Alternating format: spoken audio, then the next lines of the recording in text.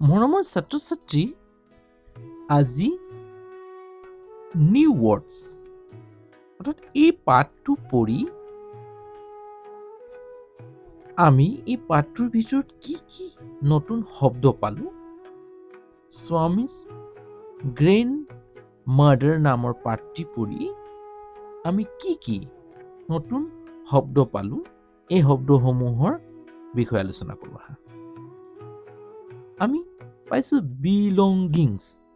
Belongings মানে হৈছে আচবাব, বয় বস্তু। আমাৰ ঘৰত যিটো বয় বস্তুবিলাক থাকে, বিভিন্ন ধৰণৰ বস্তু থাকে, আচবাব থাকে, সেইবিলাকক একেলগে বিলংগিংছ বুলি কোৱা হয়। বিলংগিংছ হ'ল আচবাব। এনে মনত থবা, আচবাব বা বয় বস্তু। আমি দ্বিতীয়টো কৰিডৰ। কৰিডৰ হৈছে দুটা ৰুমৰ মাজত থকা খালী ঠাই। ব্ৰাণ্ডাকো কৰিডৰ বুলি ক'ব পাৰি দেই। দুখন ঠাই অৰ্থাৎ দুটা ৰুম আছে অৰ্থাৎ কোঠালি আছে, সেই কোঠালিৰ মাজৰ খালী ঠাই ডোখৰক কোৱা হ'ব কৰিডৰ। বৰ্ড।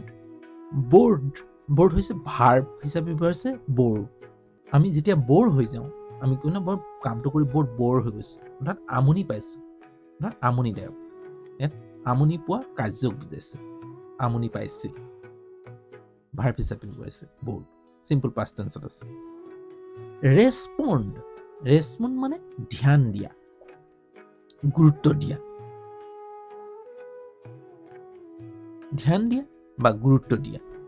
অৰ্থাৎ আমি যেতিয়া কোনো এটা কামক ৰেছপণ্ড কৰোঁ, আমি যেতিয়া ডাঙৰক ৰেছপণ্ড কৰোঁ, কোনোবা ব্যক্তিক ৰেছপণ্ড কৰোঁ, অৰ্থাৎ ধ্যান দিওঁ, গুৰুত্ব দিওঁ, তাক কোৱা হয় ৰেছপণ্ড। এই শব্দটো পাইছোঁ নহয় আমি?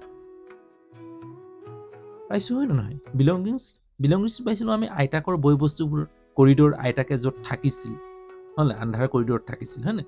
বৰ্ড বৰ্ড কি পাইছিলোঁ? ব'ৰ। ব'ৰ্ড শব্দটো কি আছিল? যেতিয়া আইতাকৰ কাহিনীবোৰ কি আছিল? ৰেমলিং হৈছিল, অৰ্থাৎ এটা কয় এটা নকয় তেনেকৈ কাহিনীবোৰ টুকুৰা টুকুৰ কৰিছিল, তেতিয়া কি হৈছিলে? স্বামীয়ে ব'ৰ হৈ গৈছিল। ৰেছপণ্ড, স্বামীৰ যেতিয়া কাহিনীবোৰ কৈ আছিল, স্বামীয়ে কি হৈছে? আইতাকে ধ্যান দিয়া নাছিল, হয় নহয়? ভাবিছিল, যেতিয়া ৰেছপণ্ড কৰা নাছিল, এইটোও পাইছোঁ আমি। ইণ্টেলিজেঞ্চ। ইণ্টেলিজেঞ্চ মানে বুদ্ধি হ'ল। বুদ্ধি, তেওঁৰ বুদ্ধি হওক ইণ্টেলিজেঞ্চ। ইণ্টেলিজেঞ্চ কেনেকুৱা আছে? ককাৰ বিষয়ে যেতিয়া আইতাকে কৈছিল, আইতাজন ককাজন কেনেকুৱা আছিল? ইণ্টেলিজেণ্ট বুলি কৈছিল, বৰ বুদ্ধিমত্তা আছিল বুলি কৈছিল, হ'ল। ফেলো। ফেলো যেতিয়া ফেলো মানে ব্যক্তি, ব্যক্তি এজন মহান ব্যক্তি আছিল বুলি কৈছিল কোন? ৰাজম। ফেলো মানে ব্যক্তি। ৰিভক। আমি অন্তিমটো ব্ৰেকআপত পাইছিলোঁ যে তেওঁ যেতিয়া স্বামীয়ে সুধিছিল যে কেইটা বাঘ আছে বুলি, তেতিয়া তেওঁ ক'ব পৰা নাছিল। তেওঁ ভাবিছিল যে আইতাকে ধ্যান দিয়া নাই। ৰিভোক ভাৰ্ব হিচাপে ব্যৱহাৰ হৈছে, গালি পাৰিছিল, গালি পৰা কাৰ্য হ'ল। কাৰ্ডমম। কাৰ্ডমম হৈছে ইলাইচি। আইতাকৰ ৰুমটো গোন্ধাইছিল, কোঠালিটো কেনেকৈ কয়? ইলাইচি গোন্ধাইছিল। ক্লোভ। ক্লোভ হৈছে লং, লং গোন্ধাইছিল, লঙক ইংৰাজী ক্লোভ বুলি কয়। কাৰ্ডমমছ হৈছে ইলাইচি। আৰিকানাট হৈছে চুপাৰী, চুপাৰী গোন্ধও পাইছিল, হয় নে নহয়? ভাৰিয়াছ। ভাৰিয়াছ মানে বিভিন্ন ধৰণৰ, বৰ বেছি, অৰ্থাৎ ভাৰিয়াছ মানে বিভিন্ন ধৰণৰ অৰ্থ প্ৰকাশ কৰে সাধাৰণতে। কেম্পিং। কেম্পিং কেম্পিং হৈছে আমি কিছুদিনৰ বাবে কোনো ঠাইত যেতিয়া যাওঁ, তেতিয়া আমি তাত কি কৰোঁ? থাকিবলগীয়া হয়, সেইটো কেম্পিং বুলি কোৱা হয় দেই। কৰেজ। কৰেজ হৈছে সাহস। আমি পাইছোঁ নহয়,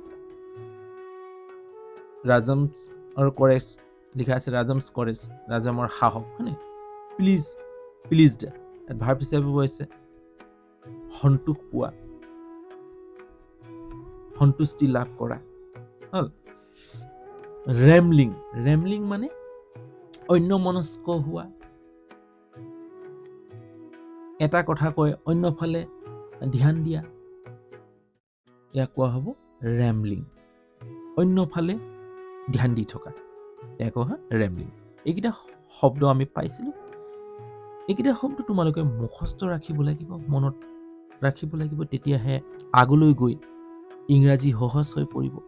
যদি এই শব্দবোৰ যদি মনত নাৰাখা তেতিয়াহ'লে আগলৈ গৈ অলপ কষ্ট পাবা। গতিকে সময়ৰ কাম সময়ত কৰিবলৈ চেষ্টা কৰিবা।